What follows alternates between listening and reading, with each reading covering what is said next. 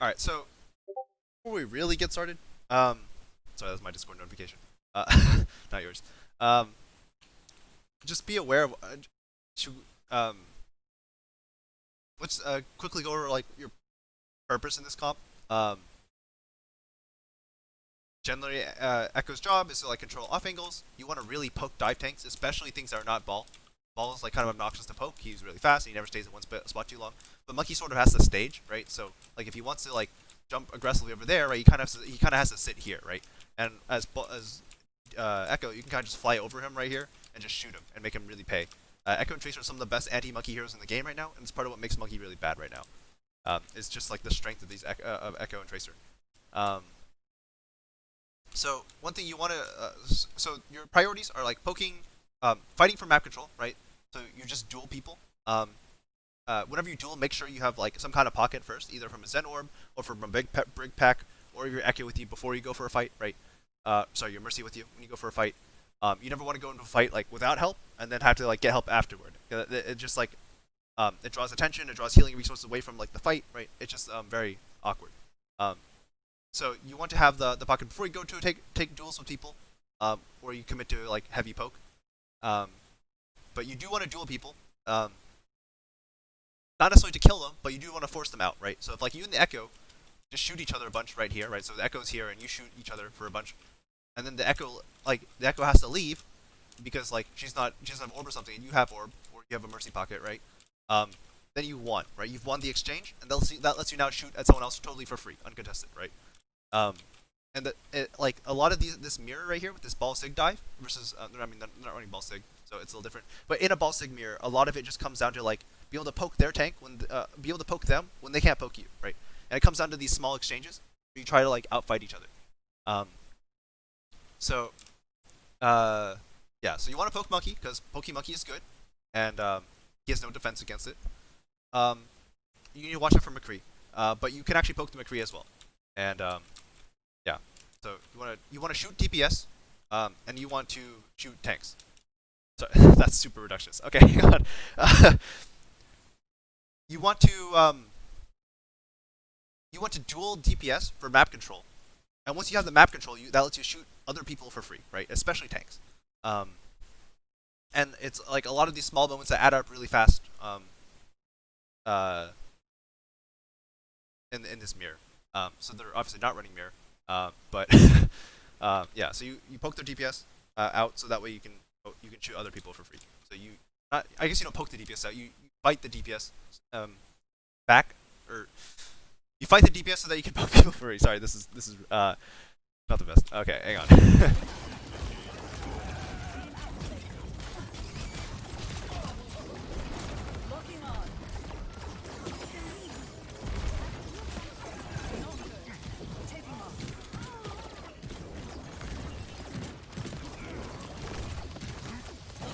Okay, there's a lot to dissect here. I want to try and figure out like what's the most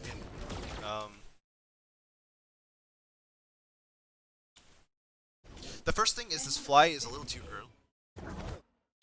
There's just not a lot of reason to do this right now because you don't know where the enemy team is yet, right? If you do want to fly somewhere, right? And also you want to start your fly from as high as possible, right? So this is like kind of ideally your flight starting position, or like over here on top of the bridge and you start spamming something. Though you watch out for Widow if you do that. But you want to start from a higher position so that way you stay in the air longer. I think you're actually about to hit the airspace like cap though, which is going to stop you, but something to keep in mind. Yeah, so you hit the skybox here. So the second thing I want to tell you about is or I want to advise you about is being careful with your stickies. And not in the sense that like in the sense that like they're such a big part of your damage that you want to be pretty sure you're gonna land them, right? So you want to wait for opportunities where either you get to surprise them, right? And they don't get to move away from them, or if when their movement is locked, right? So for when a ball goes for a pile drive, right? He lands, he spins up in the air for a second and then slams in the ground and he doesn't move for like half a second, right? So all you do like a really easy way to set up for sticky mines, right, is wait for the guy to start his pile drive, and as he hits the ground, you throw all your stickies to the ground, you'll hit every single one, right?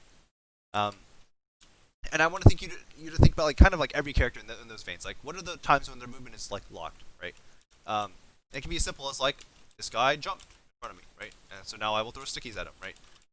Another great way to land stickies, again, is when they're not paying attention. Like, you get the surprise on them, the jump on them. So if you're standing here, right, and a guy walks underneath you, right, and starts walking out, if you just drop on top of him, right, these are the easiest stickies of your life. His movement's predictable.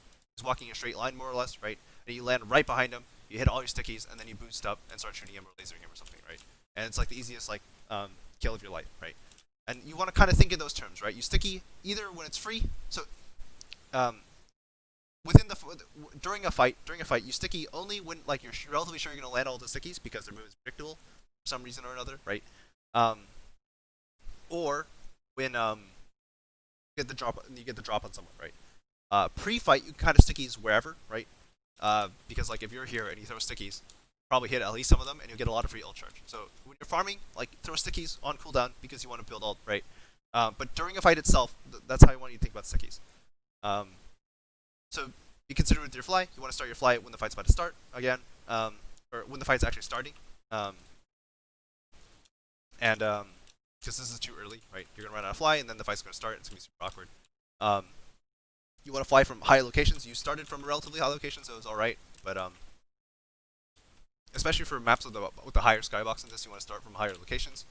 And then with stickies, you need to be very, very considered once you get into the fight itself. So this is a situation where your fly runs out, and you're just super low in fly. It's very awkward.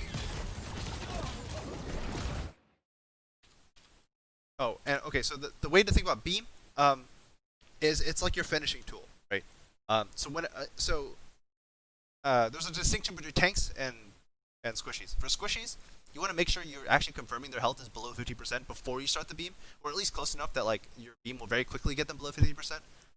Because if they start getting healed while they're still above 50%, your beam just doesn't do enough damage. So you want to beam when like you land like enough stickies on someone, or like a big couple left clicks in a row, right? Then you start the beam, right? And against tanks, you want to confirm. You want to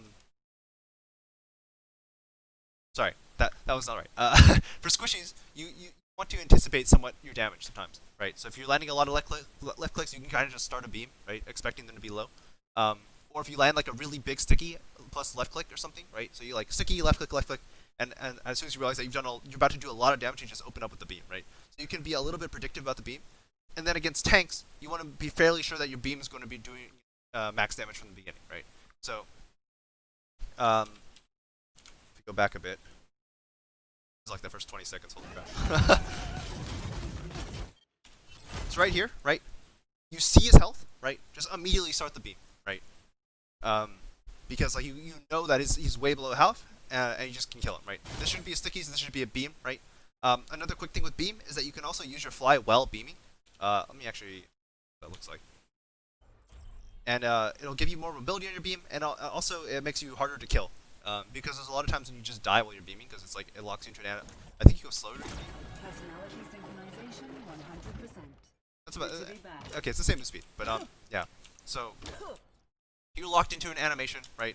And if someone's shooting at you, like if you're dueling someone at the same time, right? If it's a McCree, if you like you're predictable to your movement during the beam, you can kind of just die, right? So one thing you can do is, as soon as I get to a good position for this, right? You can just beam, right? And you can obviously that's not like super easy necessarily, but something to like start practicing, right? It's just that getting comfortable with like moving around during the beam, right? So if I'm flying around, right? Like yeah, I don't know how else to describe it. That just like get comfortable moving around during the beam, because it's really powerful. So like for example, right? It's okay to a little bit of damage if you can be more precise about it. There's like there's a lot of ways to like maximize your damage during that, and just be like make sure you don't, like if you get more comfortable with it, you can preemptively move your crosshair as you're moving, so that way you don't actually miss much tick damage, and not like me where I have to readjust because I'm not very comfortable in Echo, right? There's a lot of issue, but for now, just get comfortable with the idea of like just moving around with the beam, right? Because it is that's a really important skill for Echo. Okay, now back to the VOD. We are still in the first 20 seconds.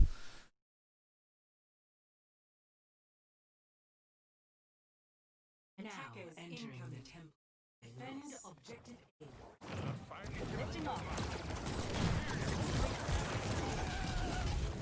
So as we talked about, this should be a beam. You already saw his health, right? So there's no need to sticky, right? Sticky is just your burst damage to get you to this range where you can beam people. But if they're already low enough that you can finish with the beam, you just open them up with beam. Remind me to link you a good a video by Dante, who just like he pretty not exhaustively, but he goes over a lot of like echoes, like for strengths and like tech and matchups. Yeah. Yeah. So if you think about the sticky, right, this movement's like relatively predictable, but kind of you didn't like wait for it to settle, right? You didn't drop down on top of this guy, right? Like again, when sticky in places where, like we know you're gonna land them. So like this monkey like jumped into a spot, right? And then from there, after he jumps, he's not gonna move much. So as long if you know he doesn't bubble, you can just sticky him, right? But this guy, like he's kind of hard to hit. He's kind of small, right? So when he walks, right, just like take the time to like drop onto him, right?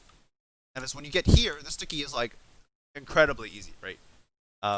So just like make your own stickies easy, right? Don't force it. Don't like try to force the aim, right? If you get more comfortable, like maybe you can start landing the sticky like reliably, right? But for now, like just keep it really simple. Make your own game easy. Like you still hit some of them, that's the thing. But like if you hit all of them, this guy would just die, right?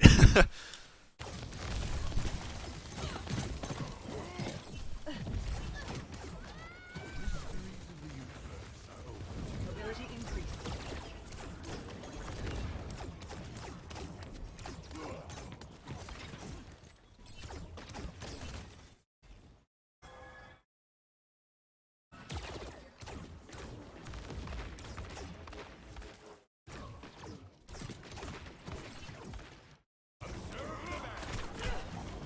Lifting off.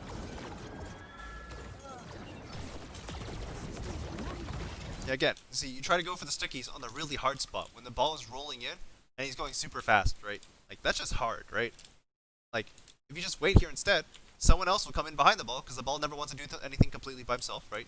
And that sticky's super easy because they're slow heroes, right? And the angle makes it a lot easier, right? Than trying to catch the guy as he rolls underneath you, right? Right now, the stickies, the freest stickies of your life on this monkey, right? Like this is like you almost can't miss this one, right? But the stickies in the ball are very, very hard if you're not waiting for the right time. Side note, by the way, I don't know if you know this, but you can also beam the shields. You can beam shields to break them if they're below half because they explode. Because the 50% damage buff applies to everything, right? Or sorry, the double damage you get on beam when people are below half applies to everything, right? So it applies to shields. I believe it applies to deployables as well. Don't quote me on that one. But it applies to shields regardless. So yeah, you can break Ryan shields, you can break the monkey bubble. Obviously you don't really need to here, but it's just a thought, right?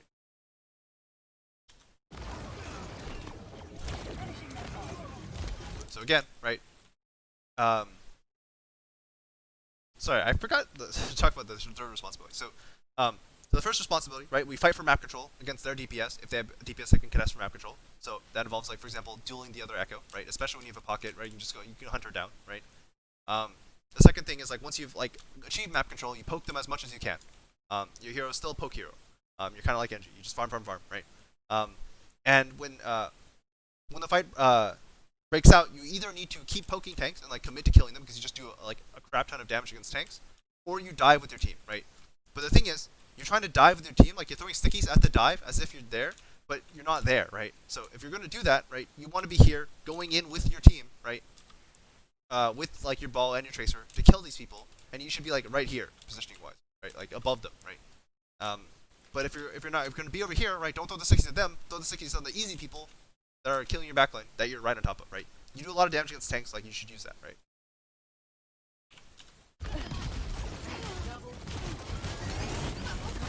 Again, get comfortable using fly while you're beaming, right? It'll just save you a lot of grief, right? If you just like flew up and started beaming here, you kill this guy, this Hammond, and you would just not die because this monkey can't hit you anymore, right? And this Echo's a hard time hitting someone who's flying.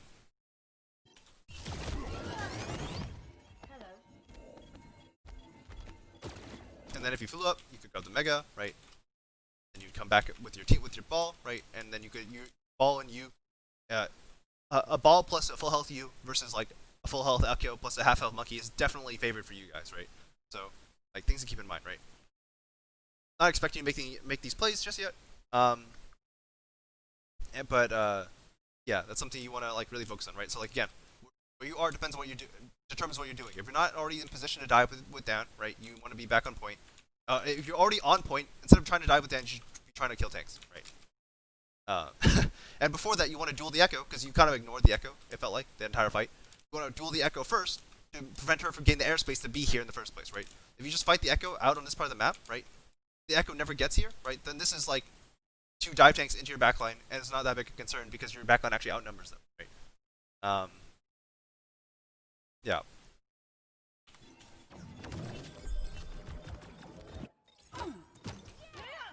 Mobility increased.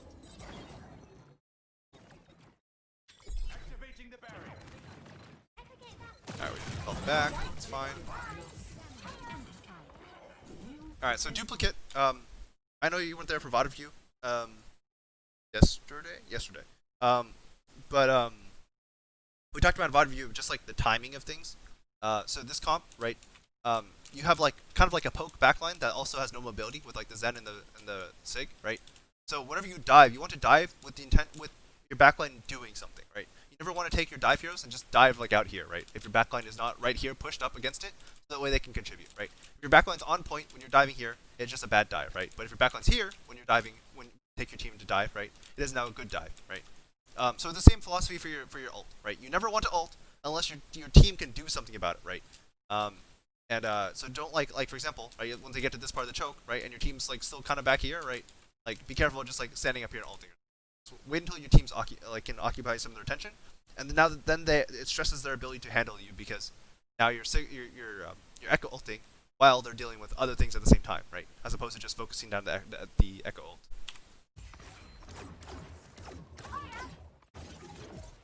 Also, again, play high grounds, right? Play up here, and that way when you start a fly, it's from higher up, right? That way you'll have more overall airtime. And you want to end flies on high ground for the same reason. That's a fine. That Sickies is fine, right? Why? Because spamming, right? Doesn't really matter. You ended on the high ground. This is good. Oh nope, never mind. You were this close to ending on the high ground. Unfortunate. Poke takes is good, but again, don't compromise your positioning for this, right?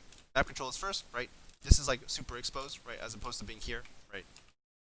You can just die here, so yeah, not the best. Wow, she didn't even try to bash you.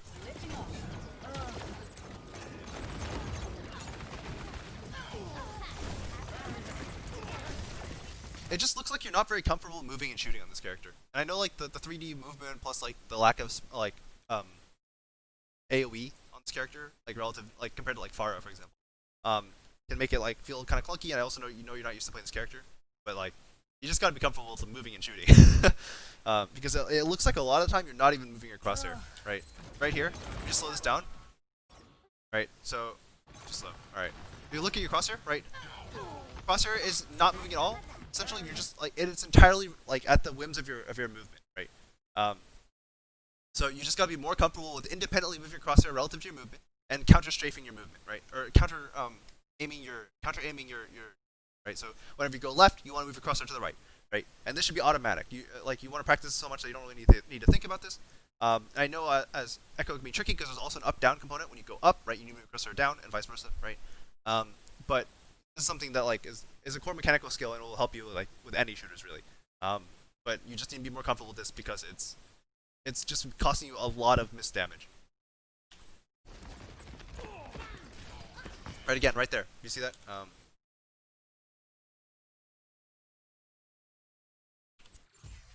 Just watch your crosshair, right? Watch your crosshair relative to your movement, right? You're not gonna move it. So you move to the right a bit, right here, and then you're gonna slide. You move to the left, and then you're gonna slide down, and you don't move your crosshair a little bit, and now it's stuck on a wall, right?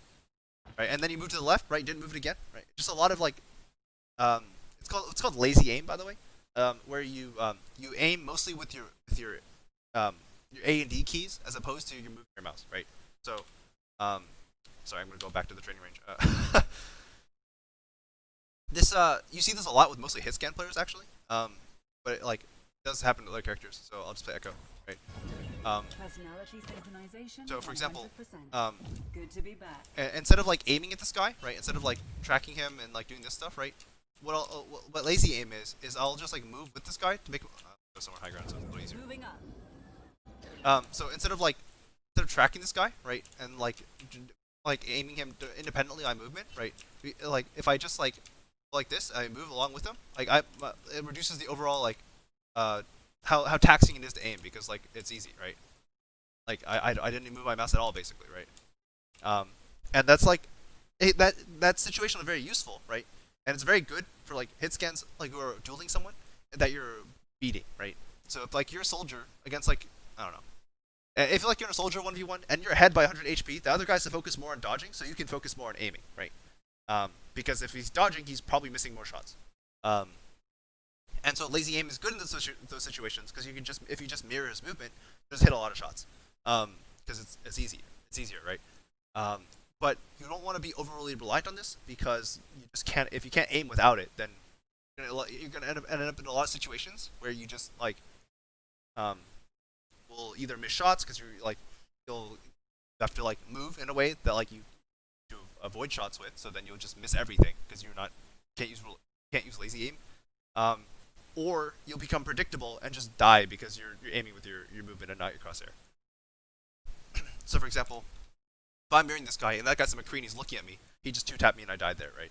So things like that's something you really have to train. That applies to all characters, not just Echo.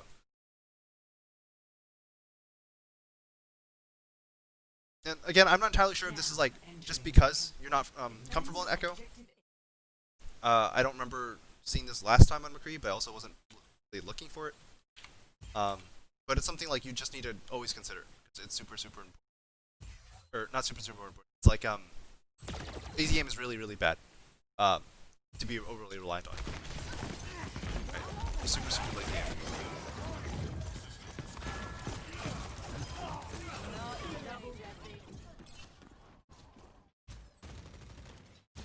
Mobility increased.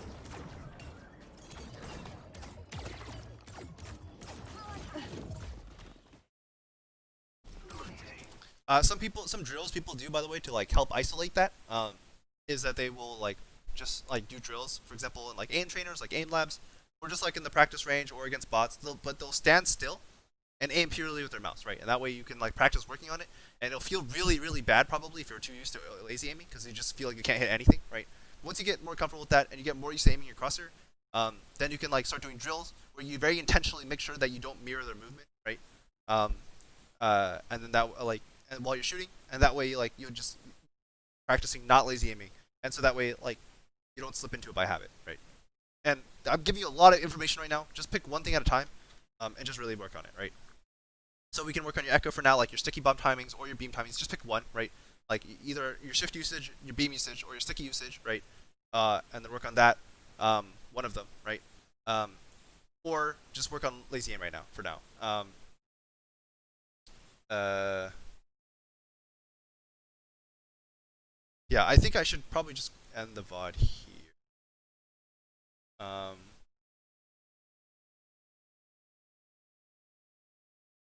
yeah, I think that those are four things that you really have to work on, for like the